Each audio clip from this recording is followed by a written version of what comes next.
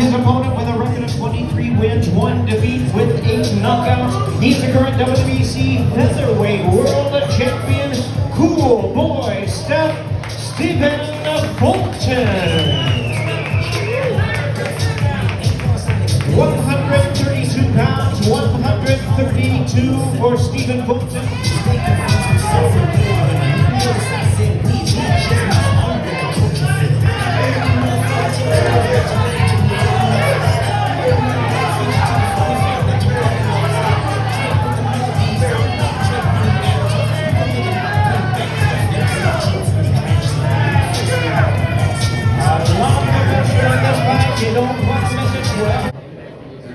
See, but hey, I've been saying this whole camp. Man down, night, give me one. Here you go, shot. Here you go, baby.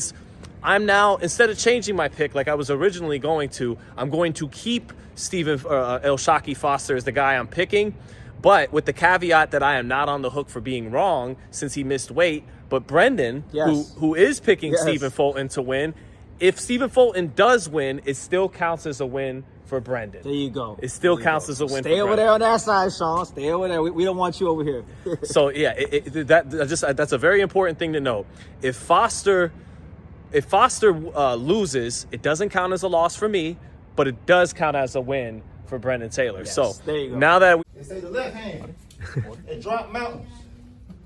They say the right hand, be slaying dragons. All right, guys. So it's been an exceptionally long day today. The last couple of days have been pretty long. You know, getting back into the swing of just being around these fight weeks. It's been a lot of fun being around. You know, the energy of, you know, I don't want to say big time boxing because, like, you know, it's not the biggest fight I've been to, but it's still a good fight. You know, it's a good little card this week. Although it wasn't what I was promised. You know, there's no Johnny Beck. You know, Isaac Cruz really hasn't said Viva Mexico at all this whole week. And now to make matters worse, and that's what the topic of this video is I'm not even gonna get a chance to really see Stephen Fulton try to achieve greatness because today at the weigh-in he missed weight by 2 pounds. And guys, this is coming off the heels of Stephen Fulton having a very, very short run at featherweight. You know, he only had 2 fights at featherweight. He moved up to 130 because he said he couldn't make the featherweight limit anymore. And you miss weight in a new weight class that you haven't even competed in yet. So that within itself is terrible enough. Like if that was all it was, that's bad enough on its own. But guys, like, Stephen Fulton has not had a fight as a super featherweight, but he misses the weight, and the WBC grants him the opportunity to win the interim lightweight title. How does, guys, make that make sense to me? How does somebody who's never fought at 130, who's barely campaigned at 126, for being honest, he's getting a chance to win the interim belt because he missed weight? You know, it's like, I just went on a whole 30-minute plus rant about Terrence Crawford and the WBC, and you know, of course, you know, for the people out there that didn't choose to hear what I was saying in that video, I was using the WBC to illustrate points about Terrence, but I made it clear that the WBC has been very inconsistent. They're not squeaky clean. I wasn't being a shill for them. They're not wire transferring me. They're not paying me. I didn't go to Bangkok, Thailand to go to the convention. You know, that's it. So, but they're showing, like, for everybody who's had bad things to say about the current structure of boxing, you know, the WBC, just everything that's led to where we're at. I feel like this is probably one of the most disgraceful things that I've ever seen, and I'm not exaggerating. I mean, there's been plenty occurrences in boxing where we see the politics favor a fight, but this is just flat out disgusting. Like, if we could just be ever so blunt, it's disgusting. You have El-Shaki Foster who's coming from Top Rank to fight on a PBC promotion to defend his belt, right? He does that. His opponent, who's never really missed weight in his career, misses weight and he gets rewarded for it. So I don't know. I don't know what to make of this. Like, you got Mauricio Suleiman, that, you know, who looks like a complete buffoon this week because he's telling Terrence Crawford, you know, you didn't thank me, you didn't do this, you know, you didn't say thank you. And it's like, now it looks like you're creating new ways. I mean, you guys tell me, some of y'all are really smart out there. You tell me, when was the last time a fighter missed weight in a one particular weight class and, like, the day of him missing weight, that a sanctioning body declares and says, you know what, we're gonna have you fight for the interim title at another weight class. Now, another caveat, guys, that I must add, a couple caveats that I must add. It was reported and revealed that the fine folks at PBC already requested for this to be a thing. They requested for Stephen Fulton to fight for the interim title because they probably felt like, you know what, there's a chance he couldn't make weight. And I'm not, and I'll tell you guys this. I won't say no names, but I was informed by a couple of people in Philly, in the recent days, right? People that have been in and around Stephen Fulton. They've said, BT, you know, I'm not shocked that he missed weight because, you know, I seen him. And really and truthfully, he was looking really heavy, and I was doubtful that he could get down and weight in time. So I was just told that today from some people. So yeah, it's sad, man, because I do like Stephen Fulton. I think he's been throughout the duration of his career a very great example in American boxing of a guy who steps up to the plate. And I looked at this fight for him as you know, a chance for him to really put his full stamp on the boxing game. But now, you know, it kind of confirms some of the more negative thoughts and skepticisms I had about Stephen Fulton, because, you know, ever since he fought Inoue, you know, he made life-changing money against Inoue. And I remember just going on Instagram in the months after the Inoue fight, and he was living life. This dude was in Miami.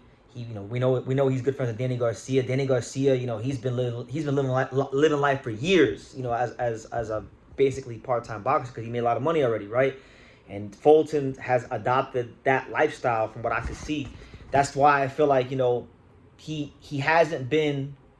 I've questioned, you know, just how much he really wants to be involved in this fight game, because he's made the money, he's had a very good career, and this right here kind of you know, brings back all those skepticisms I had of him. So yeah, man, PBC on a week where we have so much just nonsense going on in the fight game with the Crawford WBC situation. You got, you know, prominent executives and people from the UFC on Capitol Hill championing this new whole UBO, Muhammad Ali Reform Act.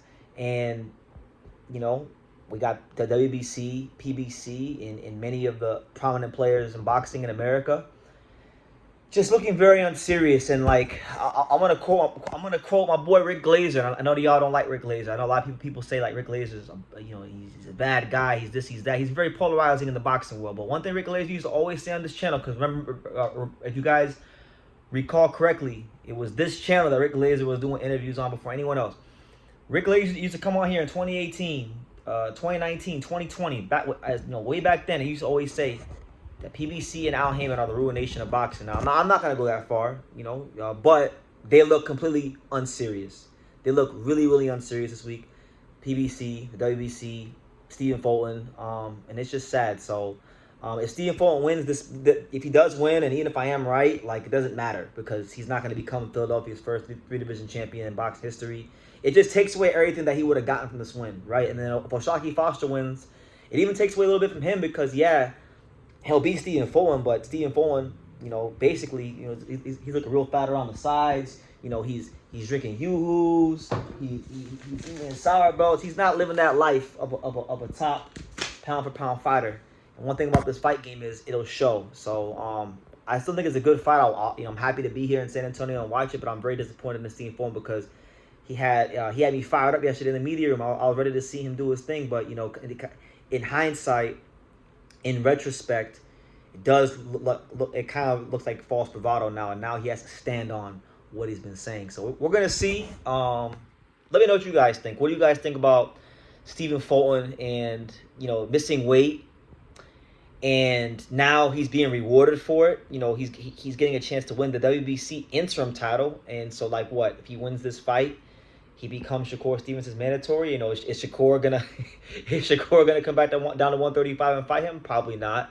But either way, it just looks like a very creative way for Mauricio Sulaiman and the WBC to create to get their illustrious 3% that they love oh so much, right? So for all the things I said that were, you know, I wouldn't say favorable, but, you know, just highlighting the value of companies like the WBC.